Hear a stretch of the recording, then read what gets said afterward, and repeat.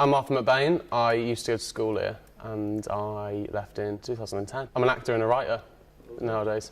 Yeah, I mean, I spent most of my time at school wanting to be a rock star. So, so I spent most of my time in the music department, just over there, and just was very loud, both musically and vocally. Yeah, but that was good. So key memories for me are playing music in the music room, and we used to play gigs in Liverpool, and I remember everyone in our year came to the gigs, you know, to the big ones, which was great. I mean, the school plays, obviously. Still some of the best production experiences that I've ever had. There's a real magic doing school plays here. It's great facilities. I had some absolutely incredible teachers. Dr. Gill, who's still here, and Mr. Holroyd, English and drama and music, respectively. I mean, they encouraged every part of my extracurricular activities, which is what I was, you know, so interested in. And Mr. Spears, my art teacher. Mr. Spears was also my form teacher, and we knew him and know him as Papa Spears, because he's sort of a father figure to us. Great bloke. Do you know what? A really important thing about my time here was the library. Mrs. Rhea in the library. I used to go and hide there all the time, just sitting reading books. I remember sitting in the corner of the library, starting about 15 novels. I've got like the first 2 paragraphs of about 15, because I thought I could write a book, you know, in a lunchtime. And I've got, yeah, and it's funny now that now I do that as well as acting. That I probably started in Miss Rhea's library. I think people probably do think of the school in an academic way, but the facilities are fantastic. There's no doubt in my mind that when I was at this school, I was given an immense amount of free rein to explore my creativity. I think a lot of the teachers were very understanding. I mean, I'd made up my mind, really. There was only one sort of career path that I was going to be taking, and rather than trying to force me out of it, a lot of the teachers that mean the most to me, just encouraged that. I had a great time making music at this school, and do you know what? Mr. Holroyd facilitated it, and like, credit to him, because if I had been him and heard the music that I was making, I would have had a cotton wool buzz in my ears, but he put up with it, so I think that's nice. Yeah, Dr. Gill in the drama department was very forgiving of my desire to be a rock star. He kept trying to encourage me back to come and do the plays. And then I did realise that was really what I wanted to do. He, in particular, I think along with a few other members of staff, really encouraged me into the knowledge that a career in the arts and a career in acting can be a viable career option, and is a respectable career to try to pursue. Yeah, so my first play was See How They Run. I think I was 14, and the rest of them were in the 6th form, I think. And I had a lot of fun doing that. And that was with Rebecca Hines and Robin Morrissey, who are both now, you know, proper actors. And I think we've all worked. There's a couple of directors that we've all worked with independently in the profession, and we have all worked together since. You know, Robin wrote a play recently called The Docks. It's about Liverpool. So we did a reading of it at RADA, which is where he went to drama school. That was great. And I see them about a lot. It's a small business. I got to play Danny in Greece. Do you know? Because they wouldn't let me now.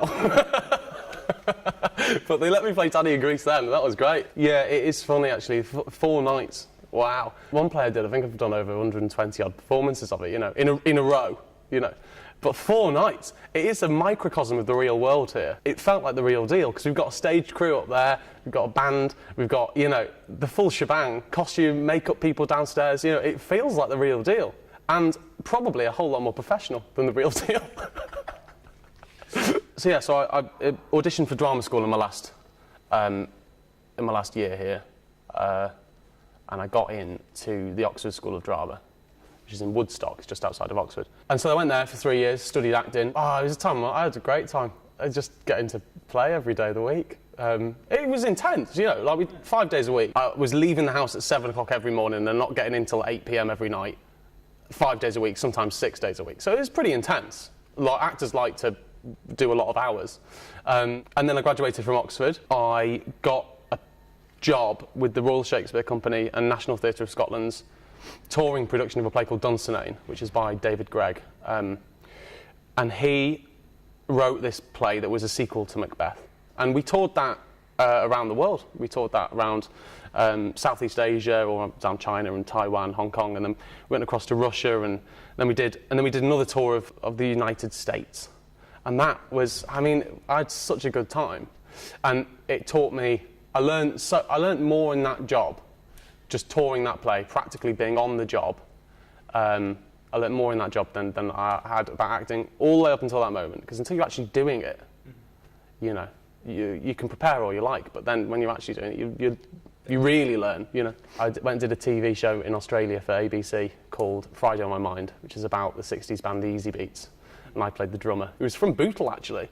I was on the phone to him, so I rang him up. Snowy Fleet is the guy, he's still alive. The guy I played, he's in his 70s, he lives in Perth. I rang him up, and he went, what part of Liverpool are you from? And I was like, from near Southport, and he went, Southport? You're too posh to play me, man.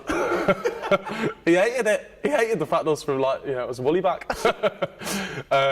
So I went and did that, and then just been jobbing around, really, and then did a film earlier in the year called Judy, which will be out in December or January, I think. But then while all that's been going on, I've kept writing, and then I got myself from a kid's book I wrote, I managed to get myself a literary agent, and then she went round trying to sell my books to publishers, and one of them's bitten, so I've got my first kids book coming out in October 2019. It's called In the Dead of the Night. And actually I've just got the storyboards through from the publisher this morning.